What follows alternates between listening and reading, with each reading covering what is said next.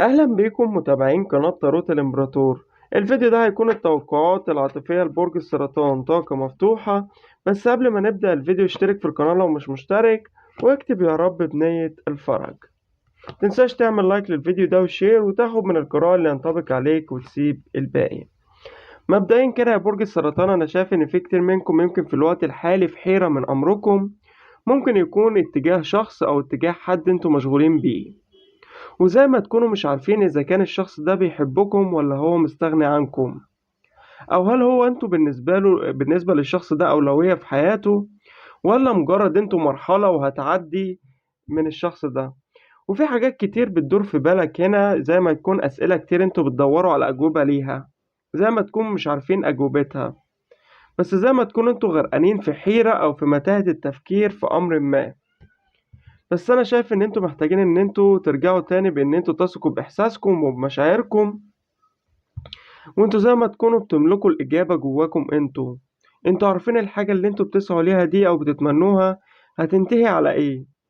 وانا شايف ان انتوا عندكم هنا انفراجة حلوة جدا جدا جدا، او انتصار او تعويض وفرحة جاية من ربنا ليكم. وانتوا كتير يمكن تعبتوا او اتخذلتوا يمكن كتير على مر حياتكم، ويمكن يعني اتخذلتوا من نفس الشخص ده او من اشخاص تانية كتير، ويمكن ناس كتير جدا حواليكم انتوا وثقتوا فيها، والناس دي يمكن زي ما تكون خذلتكم يعني.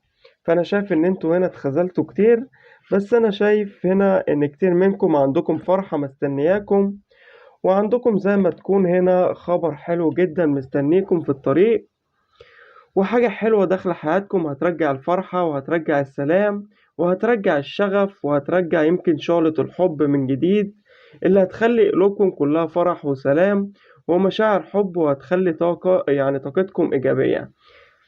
لأن أنا شايف إن هيكون في حب بإذن الله خلال الفترة اللي جاية هنا ليكم. وأنا شايف إن كتير منكم هنا عندكم كتير أمنية هتتحقق، عندكم فرحة كبيرة جدا، وكتير منكم يمكن مع أمنيتكم العاطفية لما تتحقق هتديكم طاقة إيجابية وباور غير عادي، هيساعدكم إن انتوا تنجزوا أو تسعوا ورا أي حلم أو أي هدف أو أي حاجة انتوا بتتمنوها ونفسكم إن هي تتحقق. فأنا شايف إن هنا انتوا هتحققوا حاجات كتير جدا في الفترة اللي جاية، وشايف إن انتوا هتسعوا لحاجات كتير وهتقدروا إن انتوا توصلوا لها هنا. في حاجات كتير هنا انتوا بتحسوها، أو ممكن تكون ربنا بيديكم علامات أو إشارات، أو إن انتوا يمكن يا إما انتوا بتستخيروا ربنا في حاجة معينة، او في احساس لما انتوا بتستخيروا ربنا في احساس معين بيبقى جواكم، وفي حاجة جواكم وانتوا حاسين ان هي على وشك ان هي تتحقق. يعني بيجي احساس جواكم بيقول لكم ان انتوا الحاجة اللي انتوا عايزينها دي هتتحقق في يوم من الايام، او ان هي هتحصل، او ان ربنا هيرزقكم بيها. وانتوا زي ما تكونوا حاسين ان عوض ربنا لحياتكم قريب جدا. وزي ما يكون هنا في حد انتوا ممكن تكونوا بتعملوا له تخاطر او بينكم تخاطر، ويمكن بيوصل لكم احساس الشخص ده، او بيوصل لكم رسائل من الشخص ده، او ممكن مثلا الرسائل دي بتوصل لكم على هيئة اغنية بتتكرر معاكم في وقت معين. انتوا مثلا كده بتسمعوا اغنية معينة، فبتحسوا ان الرسالة دي نابعة من الشخص ده، او في حاجات انتوا بتقروها او رسائل معينة بتصادفكم مثلا على السوشيال ميديا، او مثلا في حاجة انتوا بتقروها فبتلاقي رسائل كده بتصادفكم من الشخص ده. وانتوا زي ما تكونوا كتير منكم عندكم ايمان وثقة كبيرة جدا ان ربنا هيديكم اللي انتوا بتتمنوه في الوقت المناسب.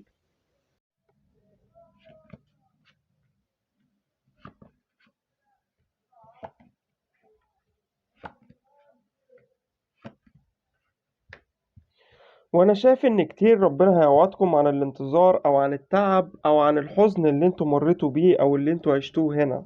انا شايف ان انتوا هنا تعبتوا كتير وانتظرتوا كتير، وزي ما يكون ربنا هيعوضكم عن التعب والانتظار اللي انتوا انتظرتوه ده، واحساسكم في الاخر هيطلع صح هنا. وفي حاجة هنا جايلكم من ربنا ليكم، والحاجة دي زي ما تكون مقدر ليها ان هي تكون موجودة في حياتكم في وقت معين.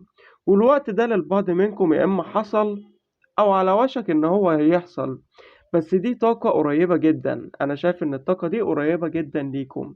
صحيح كتير منكم يمكن تعبتوا كتير من كتر الصبر، وتعبتم كتير من كتر الانتظار او الاحتمال، أو حتى تعبتم من كتر ما انتوا بتختلقوا أعذار يمكن للشخص اللي انتوا بتحبوه، سواء كانت علاقة كراش أو حب أو حتى متزوجين، على حسب كل واحد واختلاف حياته. بس أنا شايف إن في خير كبير جدا داخل حياتكم هنا، خير يمكن انتوا انتظرتوا وقت كبير جدا. يعني انتوا مش عارفين حتى للبعض منكم، انا شايف ان انتوا ممكن تكونوا كتير مستغربين ازاي ان انتوا قدرتوا ان انتوا تصبروا الوقت ده كله، او ازاي ان انتوا تدوا للشخص ده الوقت، اديتوا مثلا للشخص ده كله الوقت. يعني انتوا اديتوا مثلا وقت كتير للشخص ده كله، انتوا مستغربين ان انتوا صبرتوا ازاي الوقت ده كله. بس انتوا زي ما تكونوا هتبقوا حاسين بفرحة لا توصف هنا بعد فترة تعب انتوا مريتوا بيها. وانا شايف هنا ان يا اما في شخص عايز ان هو يرتبط او ان هو يبادر او ان هو يعترف بحبه ليكم، يا اما في شخص راجع وعايز ينهي خلاف معاكم او ينهي مشاكل ما بينكم، يا اما في شخص زي ما قلت لكم عايز ان هو يرتبط او يتقدم ليكم ويكون في ما بينكم اسرة واستقرار، يا اما في شخص عايز ان هو يعوضكم عن الاهتمام اللي ممكن كان قبل بقاله فترة مقصر فيه. يعني أنا شايف إن الشخص ده زي ما يكون كان مقصر في الفترة اللي فاتت، كان مشغول يمكن أو في حاجة ضغط عليه وكان مش مهتم بيكم زي الأول، والشخص ده عايز يعوضكم عن الاهتمام اللي هو ممكن بقاله فترة كان مقصر فيه، أو على البرود اللي كان ممكن يكون سايد علاقة بتجمعكم بشخص انتوا ممكن تكونوا بتفكروا فيه بقالكم فترة. بس ده شخص جاي بكل ما يملك، ويمكن الشخص ده للبعض منكم هيحاول ان هو يراضيكم بحاجة انتوا بتحبوها، سواء ان هو يراضيكم بهدية، او سواء كلمة حلوة، او سواء مفاجأة، او سواء حاجة انتوا كتير انتظرتوها.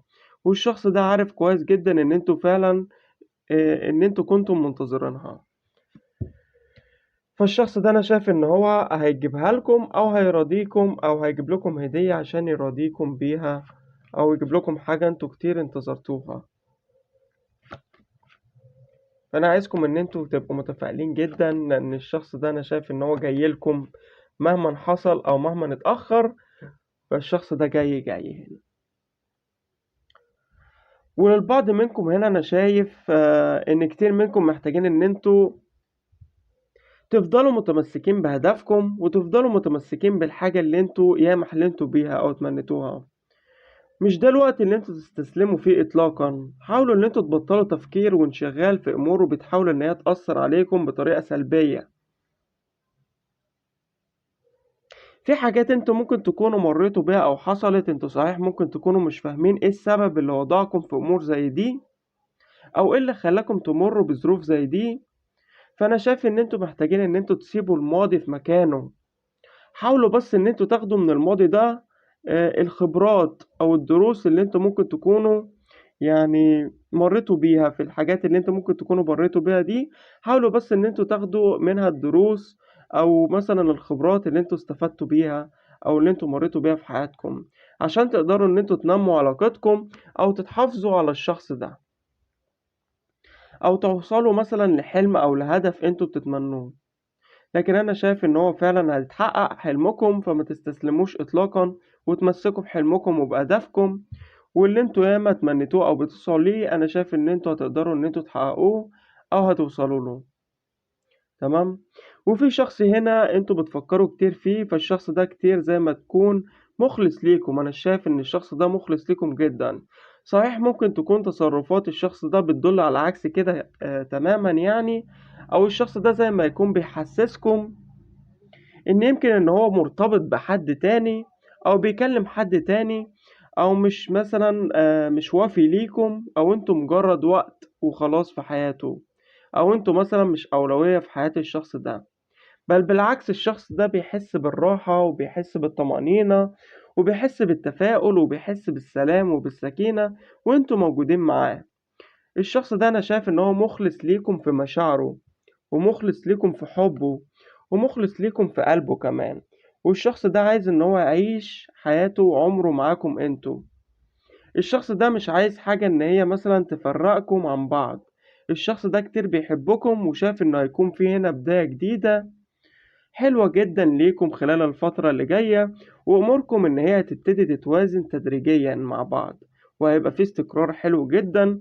ولو انتم منفصلين عن بعض انا شايف ان هيكون في رجوع باذن الله خلال الفتره اللي جايه. فانا عايزكم ان انتم ما تقلقوش خالص، لان هيبقى في حب وفي توازن وفي استقرار في العلاقه ما بينكم انتوا الاتنين. وبعد التعب اللي انتم مريتوا بيه ده هيبقى في راحه، هيبقى في خبر حلو، هيبقى في حاجه حلوه داخلالكم. فانا مش عايزكم تتشائموا، وعايزكم تتفائلوا خير باذن الله، عشان الحاجة اللي عايزة تجيلكم بسرعة. وبكده نكون خلصنا القراءة. فعايزكم تعملوا لايك للفيديو ده وتشتركوا في القناة لو مش مشتركين، وتكتبوا يا رب في التعليقات بنية الفرج وعشان تستقبلوا طاقة الفيديو. ولو عندك أي سؤال اكتبولي في التعليقات وأنا هرد عليك.